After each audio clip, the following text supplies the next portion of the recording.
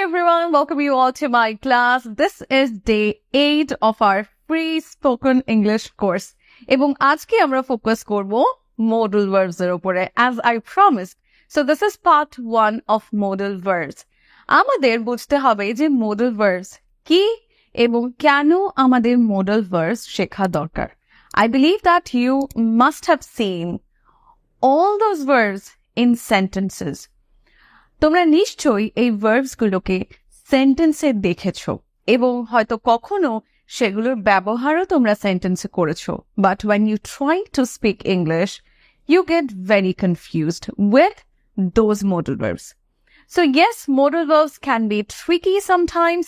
কিছু ক্ষেত্রে modal verbs দেখে আমাদের বড্ড ট্রিকি মনে হয়, বুঝতে পারি না যে কোথায় আমরা কোনটা ব্যবহার করব এবং এটাও আমরা বুঝতে পারি না তার পরবর্তী ভার্বটা কি হবে। তাই আজকের ক্লাসে আমরা modal verbs এর সমস্ত ডাউট ক্লিয়ার করব and I can guarantee you যে এর আগে এত সহজ করে modal verbs তোমরা কোথাও শেখোনি।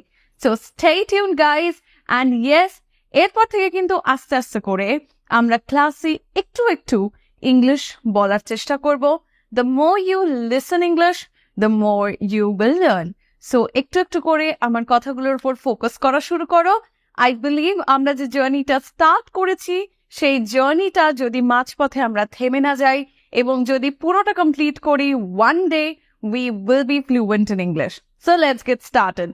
আমাদের এই বেসিক্সগুলো ক্লিয়ার করা ভীষণ দরকার if we want to speak flawless English. As a যদি আমরা নির্ভুলভাবে ইংলিশ বলতে চাই তাহলে এই যে ছোট ছোট জিনিসগুলো, এই যে বেসিক কনসেপ্টগুলো, এগুলো আমাদের ক্লিয়ার রাখা ভীষণ দরকার।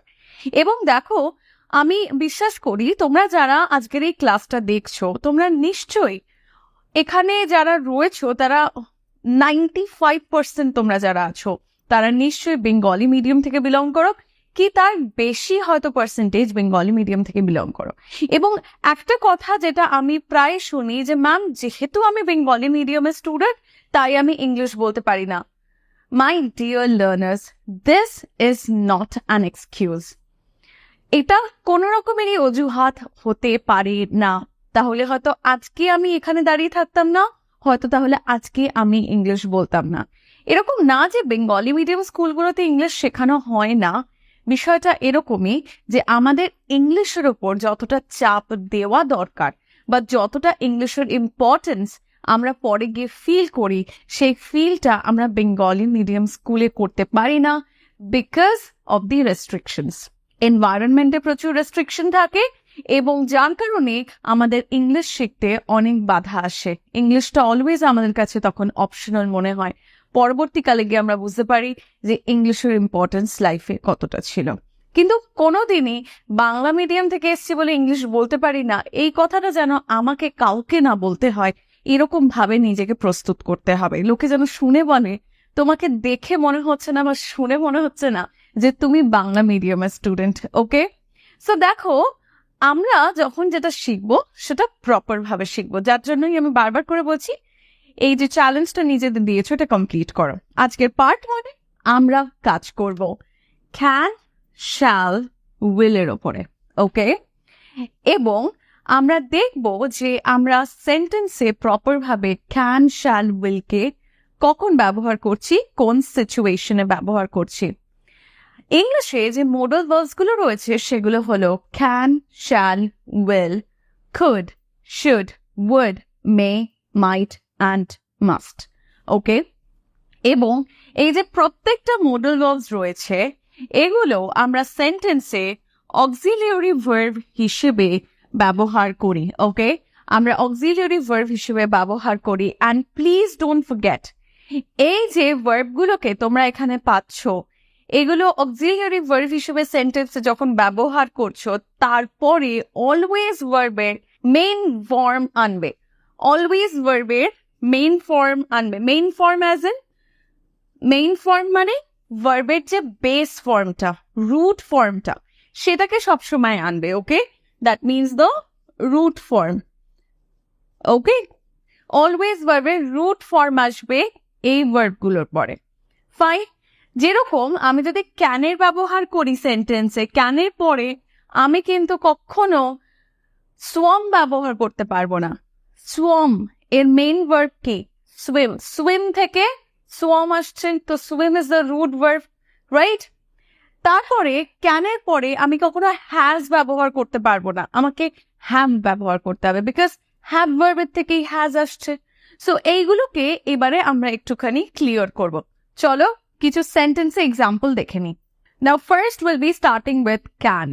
ক্যানকে আমাদের একটু বুঝতে হবে যে ক্যান আমরা যখন ব্যবহার করি তখন পারা বোঝাতে ব্যবহার করি, okay? So when we talk about ability, আমরা সেই ক্ষেত্রে কিন্তু বা পারি, পারা, পারি, পারেন, ঠিক আছে? এই ক্ষেত্রে কিন্তু আমরা ক্যানকে ব্যবহার করি।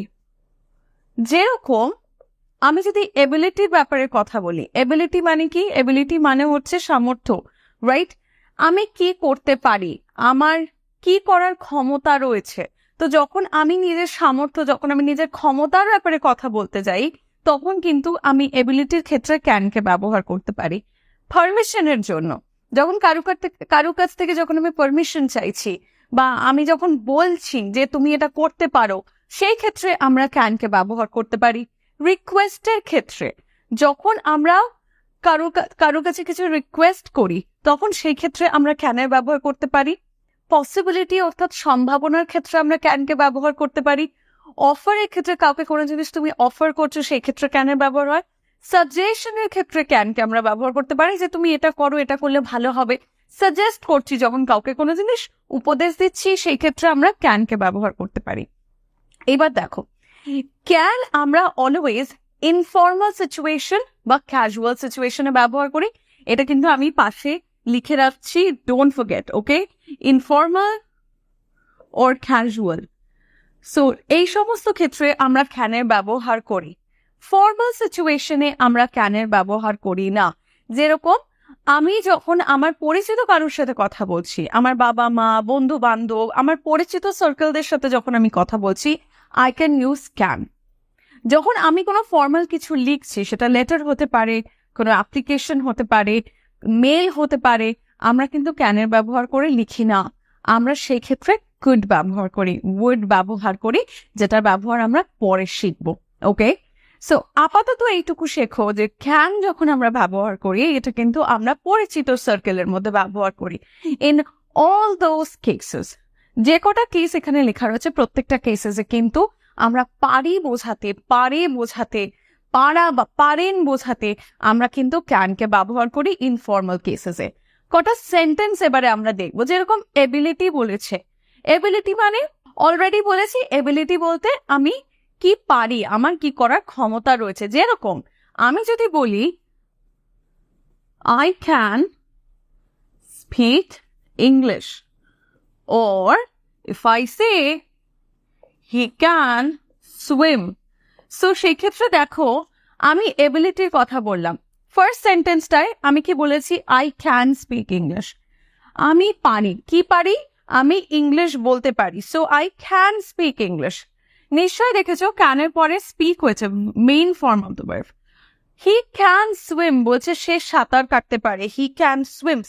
যদি আমি বলি সে সাঁতার কাটে, তাহলে হবে হি সুইমস, সুইমের পরে এস যাবে। কিন্তু যেহেতু ক্যান ব্যবহার করেছি, দেখো মেইন ফর্ম, কোনো এস ব্যবহার করিনি কিন্তু তারপরে he can swim, okay? He swims, S কিন্তু নেই। ক্যান যেহেতু ব্যবহার করেছে অক্সিলারি ভার্ব হিসেবে পারে বোঝানোর জন্য, তারপরে কিন্তু সুইম হয়েছে। সো এবিলিটি প্রকাশ করছে, এর মাধ্যমে কি বলছে? আমি ইংলিশে কথা বলতে পারি, অর্থাৎ আমি ইংলিশে কথা বলতে সক্ষম। সে সাঁতার কাটতে সক্ষম, সে সাঁতার কাটতে পারে। বোঝা আছে? তো কার কি ক্ষমতা রয়েছে, কে কি করতে সক্ষম, সেটা আমরা বোঝাচ্ছি ক্যানের মাধ্যমে। নেক্সট দেখো বলেছে পারমিশন। তো যেরকম আমি এখানে প্রশ্ন করতে পারি, can I leave early today? Okay, can I leave early today?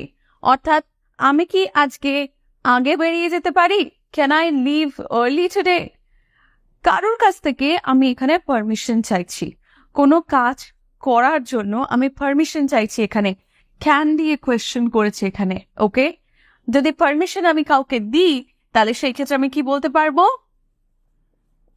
You can unmute, sorry, you can unmute yourself. অর্থাৎ তুমি নিজেকে এখন আনমিউট করতে পারো। ক্লাসে আমরা বলি না, please mute yourself, you can unmute yourself now, you can speak now. So আমরা এখানে কাউকে পারমিশন দিচ্ছি, you can unmute yourself. ওকে, তাহলে দেখো একটায় আমি প্রশ্ন করা শিখিয়েছি, আর একটায় এখানে কাউকে আমি পারমিশন দিয়েছি। পরেরটা দেখো রিকোয়েস্ট। রিকোয়েস্টের ক্ষেত্রে ক্যান কিভাবে ব্যবহার করব? আমরা যখন কারোর কাছ থেকে সাহায্য চাই, কাউকে যখন কোনো কিছুর জন্য রিকোয়েস্ট করি, কোয়েশ্চেনে আমরা ক্যানের ব্যবহার করতে পারি। যেরকম can you help me? Okay, or আরেকটা এক্সাম্পল দেখাচ্ছি, can you pass me the paper? Okay, তাহলে দেখো কি হলো, আমি জিজ্ঞাসা করেছি তুমি কি আমার সাহায্য করতে পারবে, can you help me, can you pass me the paper, তুমি কি আমাকে পেপারটা পাস করে দিতে পারবে? ওকে, রিকোয়েস্ট করেছি। আমরা এটাও বলতে পারতাম can you close the windows, তার মানে তুমি কি জানলাগুলো বন্ধ করে দিতে পারবে। Can you open the door, তুমি কি দরজাটা খুলতে পারবে। প্রত্যেকটা ক্ষেত্রে কিন্তু আমরা রিকোয়েস্ট করছি কাউকে। মাথায় রাখতে হবে আমরা ইনফর্মাল রিকোয়েস্ট করছি এখানে। পসিবিলিটি অর্থাৎ সম্ভাবনা, যেরকম ইট ক্যান রেইন টুডে, আজকে বৃষ্টি হতে পারে, সম্ভাবনার কথা বলছে, ইট ক্যান রেইন টুডে। তারপরে দেখো they can arrive in no time, তার মানে তারা যে কোনো সময় চলে আসতে পারে। ইট ক্যান রেইন, বৃষ্টি হতে পারে। ওকে, দে ক্যান অ্যারাইভ, অ্যারাইভ মানে হচ্ছে উপস্থিত হওয়া, দে ক্যান অ্যারাইভ, তারা উপস্থিত হতে পারে। সম্ভাবনার কথা, পসিবিলিটি বোঝাচ্ছে যে কি হতে পারে কি পারে না। পরেরটা দেখো অফার। কখন যখন আমরা অফার করছি কাউকে, যখন আমরা কোনো কিছুর ক্ষেত্রে অফার করছি, সেই ক্ষেত্রে আমরা ক্যানকে ব্যবহার করি। যেরকম আমরা প্রশ্ন করতে পারি can I get you a drink, অর্থাৎ আমি কি তোমাকে কিছু পানীয় এনে দিতে পারি, can I get you a drink. Okay, offer করছি কোনো জিনিস দেওয়ার, মানে আমি কোনো জিনিসের প্রস্তাব জানাচ্ছি যে তুমি কি এটা করবে, তুমি কি এটা নেবে। যেরকম তুমি কি এক কাপ চা পান করতে চাইবে, can I give you a cup of tea. Okay, same ভাবে can I get you a drink, আমি কি তোমাকে কিছু পান করার জন্য এনে দেবো। দেখো আমি কিছু এখানে বলছি যে তুমি কি এটা পছন্দ করবে। ওকে, সো অলসো যখন আমরা কাউকে এভাবে বলবো can we dance, can I sit here, right, তখনও কিন্তু আমরা কাউকে অফার করছি। যেরকম আমি যদি কাউকে আমার সাথে ডান্স করার জন্য অফার করি, আমি বলবো can we dance together. Okay, so সেই ক্ষেত্রে আমি অফার করলাম কিছু, সেই ক্ষেত্রেও কিন্তু আমরা ক্যানকে ব্যবহার করছি, ক্যান দিয়ে কোয়েশ্চেন করছি। ওকে, নেক্সট দেখো রয়েছে সাজেশন। সাজেশনের ক্ষেত্রে আমরা এখানে কাউকে সাজেস্ট করবো যে তুমি এটা করতে পারো, আমরা এটা করতে পারি, তো এটা করলে ভালো হবে। যেরকম we can go to the park, আমরা পার্কে যেতে পারি। কাউকে কোনো কিছুর আইডিয়া দিচ্ছি যে তুমি এটা করতে পারো, fine. Or we can watch the new movie today, আজকে আমরা নতুন মুভিটা দেখতে পারি। We can watch the new movie today, একটা প্রপোজাল দিলাম যে এটা করব, এটা করলে কেমন হবে। ওকে, আইডিয়া দিচ্ছি কাউকে। দেখো সেক্ষেত্রে ক্যানের ব্যবহার করলাম, we can go, right, main verb. We can watch, আমরা দেখতে পারি, we can watch the new movie today. So এটা হলো ক্যানের ব্যবহার। এবার আমরা কি শিখবো, next will be focusing on shall. So now we have to remember shall আমরা always formal cases এ ব্যবহার করি, shall এর ব্যবহার কিন্তু আমরা formal কথাবার্তায় ব্যবহার করব। ওকে, আগে আমরা জানতাম যে shall কিছু পার্টিকুলার সাবজেক্টের পরে ব্যবহার হয়, কিন্তু মডার্ন গ্রামার অনুসারে shall কিন্তু আমরা সমস্ত সাবজেক্টের পরে ব্যবহার করতে পারি, ঠিক will এর মতন।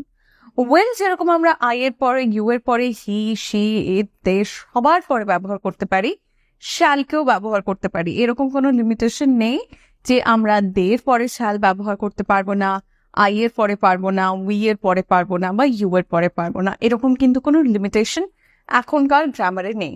গ্রামারের পুরোনো বইগুলো চেক করলে আমরা যদিও এই লিমিটেশনটা দেখতে পাই, but now over the period of time it has changed. তাহলে আমরা কি কি ক্ষেত্রে শ্যালের ব্যবহার পাই দেখো। শ্যালকে আমরা ব্যবহার করতে পারি সাজেশন বা অফারের জন্য। যেরকম আমরা প্রশ্ন করতে পারি, shall I open the window? দেখো, আমরা যখন খুব পোলাইট সাউন্ড করতে চাই বা আমরা যখন ফর্মাল সাউন্ড করতে চাই, আমরা শ্যাল দিয়ে কোয়েশ্চেন স্টার্ট করতে পারি। Shall I open the window, অর্থাৎ আমি কি জানলাটি খুলে দেবো? ওকে, or for example I can also ask this question, shall I call you today? আমি কি আজকে তোমায় ফোন করব? Shall I call you today? আমি কি আজকে তোমায় ফোন করব? পরেরটা, promise or determination. আমরা যখন কাউকে কোনো প্রতিজ্ঞা করি বা আমরা যখন কোনো মন স্থির করে নিই, দৃঢ় প্রতিজ্ঞ থাকে, সেই ব্যাপারে কথা বলার জন্য আমরা শ্যালকে ব্যবহার করতে পারি। যেরকম আমরা এরকম ভাবে বলতে পারি, you shall have the best care. Okay, যেমন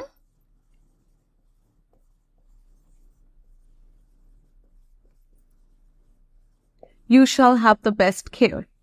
সো এই কথাটার মানে কি? আমি কি বলেছি? You shall have, you shall have. এখানে আমরা শ্যালের ব্যবহারের ক্ষেত্রে এটা মাথায় রাখতে পারি যে উইলেরই ফর্মাল ভার্সন হচ্ছে শ্যাল। তাহলে আমি যদি কথাটা এইভাবে বলতাম, you will have the best care, তার মানে কি? আপনি বেস্ট যত্ন পাবেন, তাই তো? মানে সবচেয়ে ভালো যত্ন পাবেন। এটাই যখন আমরা শ্যাল দিয়ে বললাম, মানেটা সেমই থাকলো, পোলাইট ভাবে আরেকটু বললাম। ওকে, আচ্ছা, ফর্মাল সাজেশনের ক্ষেত্রেও কিন্তু আমরা শ্যালকে ব্যবহার করতে পারি। যেরকম আগে আমরা ওপরে লিখেছি যে shall I open the window, shall I call you today. এই ক্ষেত্রে কিন্তু আর একটা জিনিস আমি তোমাদের একটু জানিয়ে রাখি, ফর্মালি যখন আমরা কাউকে কোনো জিনিস অফার করছি বা যখন কোনো জিনিস সাজেস্ট করছি, সেই ক্ষেত্রেও আমরা শ্যালের ব্যবহার করতে পারি। একটু পোলাইট যদি আমরা কাউকে কোনো জিনিস অফার করি, যেরকম shall we dance? Okay, offer করছি, চলো একসাথে নাচি, চলো আমরা কি একসাথে নাচবো? So shall we dance? Okay, so আমি শ্যালের ব্যবহার করলাম আরেকটু পোলাইট সাউন্ড করার জন্য। সো ফর্মাল অফারের ক্ষেত্রে, সাজেশনের ক্ষেত্রেও কিন্তু শ্যাল আসে। পরেরটা দেখো, বলছে অব্লিগেশন। অব্লিগেশন মানে হচ্ছে বাধ্যতা, যে তোমাকে এটা করতেই হবে। তো যখন আমরা কোনো বাধ্যতার ব্যাপারে কথা বলি, যে এটাই নিয়ম, এটাই তোমাকে করতে হবে, এটাই করা উচিত, তখন আমরা শ্যালের ব্যবহার করি। যেরকম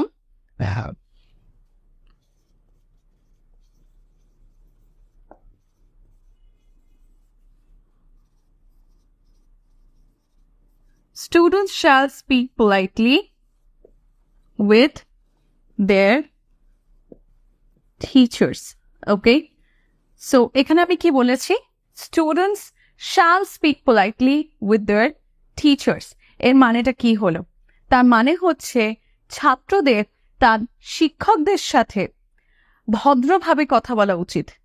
ছাত্রদের, স্টুডেন্টস, ছাত্রদের কথা বলা উচিত বা কথা বলা দরকার। শ্যাল স্পিক পোলাইটলি, ভদ্রভাবে, উইথ দেয়ার টিচার্স, তাদের শিক্ষকদের সাথে। ওকে, তো এখানে দেখো আমি অব্লিগেশনের কথা বলছি, যে এটা তোমাদের করা উচিত, এটা হচ্ছে বাধ্যতা। ফাইন। ওর আমি আরেকটা এক্সাম্পল তোমাদের বলে দিই, students shall submit their assignment by the end of the month. অর্থাৎ মাস শেষ হওয়ার মধ্যে স্টুডেন্টদের তাদের অ্যাসাইনমেন্ট সাবমিট করতে হবে। ফাইন, বাধ্যতা। পরেরটা দেখো, বলছে ফর্মাল অফার। ফর্মাল অফার মানে যখন আমরা পোলাইটলি কাউকে কোনো জিনিস অফার করছি। যেরকম ধরো আমি যদি কাউকে বলতে চাই যে আমি কি আপনাকে একটা ক্যাব বুক করে দেবো, বা আমি কি আপনার জন্য একটা ট্যাক্সি ডেকে দেবো, তাহলে সেই কথাটা আমি এখানে কিভাবে বলবো? যেরকম আমি বলতে পারি, shall I call you a taxi? Shall I call you a taxi? আচ্ছা, এর মানে কিন্তু এটা না যে আমি কি আপনাকে ট্যাক্সি বলে ডাকবো। নো, এর মানে হচ্ছে আমি কি আপনার জন্য একটা ট্যাক্সি ডেকে দেবো? Shall I call you a taxi? Fine, এটা আমি পোলাইটলি ফর্মাল ভাবে কোনো কিছু অফার করলাম, সো তার জন্য আমি এখানে শ্যালের ব্যবহার করেছি। ফাইন, এখানে আমি যদি বলি আমি কি আপনাকে একটা ক্যাব বুক করে দেবো? Shall I book you a cab? এইভাবে আমরা বলতে পারতাম। পরেরটা দেখি, formal future action. Formal future action মানে আমরা যখন বলছি ফর্মালি যে আমি এই কাজটা আমাদের হয়ে যাবে বা ফিউচারে কোনো একটা কাজ আমরা করব, সেই ক্ষেত্রে আমরাও শালের ব্যবহার করতে পারি। যেরকম we shall overcome the problem, মানে হচ্ছে আমরা সমস্যাটা জয় করব। পরেরটা law or regulation. Law or regulation kind of obligation বলতে পারো। এখানে আমরা নিয়মের ব্যাপারে কথা বলি। কোনো নিয়ম যেটা আমাদের করতে হবে, কোনো রেগুলেশন যেটা আমাদের মেনে চলতে হবে, সেই ক্ষেত্রে কিন্তু আমরা ব্যবহার করতে পারি। যেরকম এটাও আমি কিন্তু ল বা রেগুলেশনের মধ্যে আনতে পারতাম। ওকে, এইখানে আরেকটা এক্সাম্পল আমি তোমাদের দিচ্ছি। যেমন আমি যদি বলি যে কোম্পানি সকল কর্মচারীকে নিরাপত্তা প্রদান করবে বা কোম্পানির সকল কর্মচারীকে নিরাপত্তা প্রদান করা দরকার, রাইট? সেই ক্ষেত্রে কিন্তু আমি শ্যালের ব্যবহার করে সেন্টেন্সটা বলতে পারবো। আমি এভাবে বলতে পারি, the company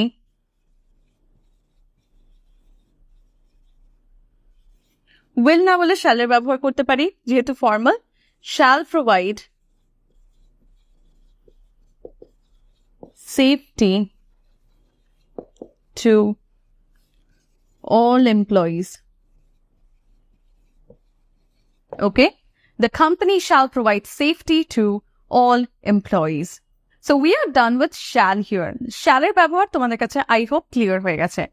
Now it's time for our next modal verb, which is will.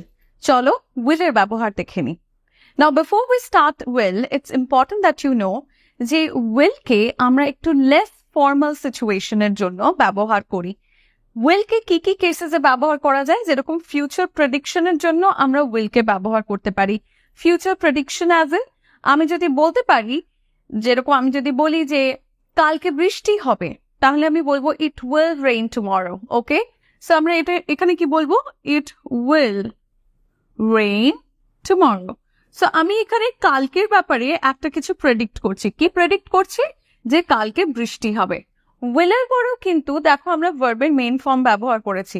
এটা শুধু উইলের ক্ষেত্রে না, যে কোনো মডাল ভার্বের ক্ষেত্রে আমরা কিন্তু মডাল ভার্বের পরে ভার্বের ফার্স্ট ফর্ম ব্যবহার করব। এইটুকু জিনিস যেন গুলিয়ে না যায়, একদম মাথায় এটা গেঁথে নাও যে মডাল ভার্বের পরে অলওয়েজ ভার্বের ফার্স্ট ফর্ম হবে। আর একটা কেসেস দেখো যেখানে আমরা উইলকে ব্যবহার করছি, সেটা হচ্ছে ডিসিশনের টাইমে। অর্থাৎ যখন আমরা সিদ্ধান্ত নিচ্ছি তখন আমরা উইলকে ব্যবহার করব। আমি যখন কোনো কিছু করব বলে ঠিক করেছি, কোনো কিছু সিদ্ধান্ত নিয়েছি, কেউ যখন কোনো কিছু করবে বলে ঠিক করেছে, কোনো কাজ করবে বলে একদম ডিটারমাইন্ড, তখন আমরা উইলের ব্যবহার করতে পারি। দেখো আমি যখন বলছি যে আমি দোকানে যাব, তখন আমি কি লিখতে পারি? I will go to the store, right? So এটা করব বলে আমি ডিসাইড করেছি, এটা আমার একটা সিদ্ধান্ত, আমি দোকানে যাব। আবার যদি কারোর কোনো সিদ্ধান্তের কথা বলি, যেরকম আমি যদি বলি সে একটা বই কিনবে, হি উইল বাই আ বুক। সে একটা বই কিনবে, he will buy a book, right? এটা তার ডিসিশন। পরেরটা দেখো বলেছে প্রমিস। প্রমিস অর্থাৎ শপথ। আমি যদি কোনো কিছু প্রতিজ্ঞা নিই, সেই ক্ষেত্রে আমি সেই কথাটা উইল দিয়ে বলতে পারি। যেরকম আমি হয়তো নিজের কাছে নিজে একটা প্রমিস করছি যে আমি হোমওয়ার্কটা কালকের মধ্যে শেষ করবই, তখন আমি উইলের ব্যবহার করতে পারি। I will finish the homework, I will finish the homework by tomorrow, right? আমি বলতে পারি I will finish the homework by tomorrow, আমি কালকের মধ্যে হোমওয়ার্কটা শেষ করব। এখানে আমি কি করলাম? আমি এখানে প্রমিস করলাম একটা। পরেরটা দেখো বলেছে অফার। আমরা যখন কারোর কিছু অফার করি কাউকে, তখন সেই ক্ষেত্রে লেস ফর্মালি অলওয়েজ রিমেম্বার, তখন আমরা উইলের ব্যবহার করতে পারি। যেরকম একটু আগেই আমি তোমাদের শিখিয়েছিলাম যে আপনি কি এক কাপ চা পান করতে পছন্দ করবেন, আমি কি আপনাকে পান করার জন্য কিছু এনে দেবো? তো সেই ক্ষেত্রে আমরা যেরকম একটু আগে ব্যবহার শিখেছিলাম, আমরা কিন্তু উইলেরও ব্যবহার করে বলতে পারি, but that is less formal. মনে রাখবে নিজের পরিচিতের মধ্যে আমরা কিন্তু উইলের ব্যবহার করতে পারি। সো সেই ক্ষেত্রে আমি এখানে বলতে পারি উইল ইউ হ্যাভ, again বলছি will you have some coffee? have মানে কি? have মানে এখানে পান করা, right? will you have some coffee? আচ্ছা, রাইট। এখানে কেন have হলো সেটা কিন্তু আমি এক্সপ্লেন করেছিলাম তোমাদেরকে has have had এর ভিডিওতে। You can watch the video if you haven't watched it yet. পরেরটা দেখো বলেছে রিকোয়েস্ট। আমরা যখন কাউকে রিকোয়েস্ট করি উইলের ব্যবহার করি। যেরকম আমি যদি বলতে চাই আপনি কি আমাকে এই ব্যাপারে সাহায্য করবেন, আমি বলতে পারি will you help me with this? Will you help me with this?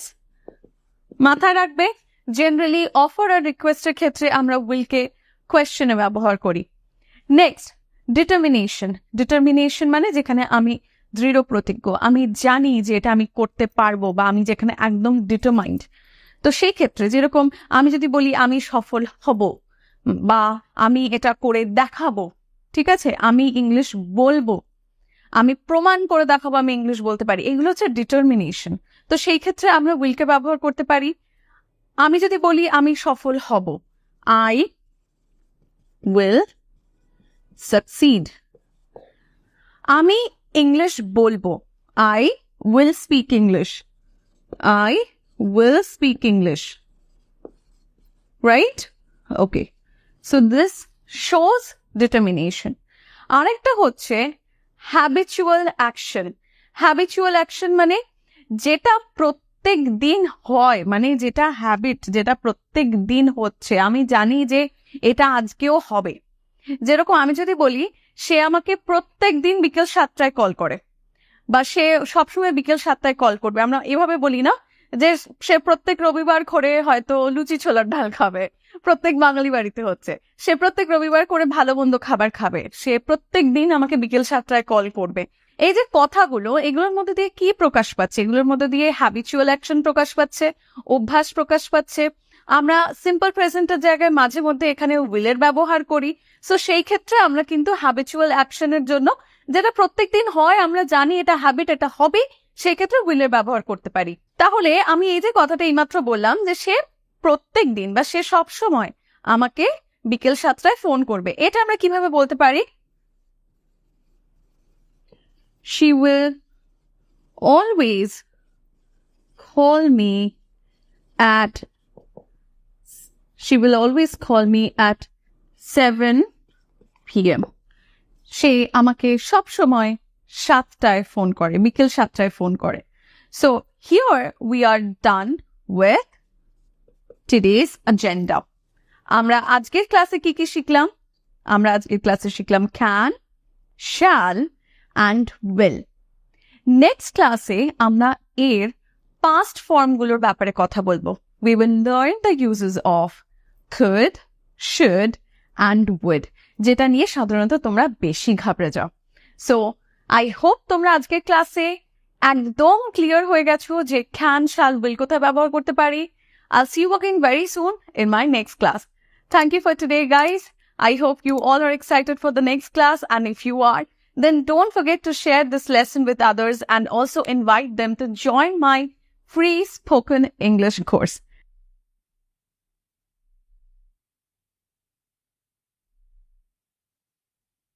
Thank you. Keep practicing.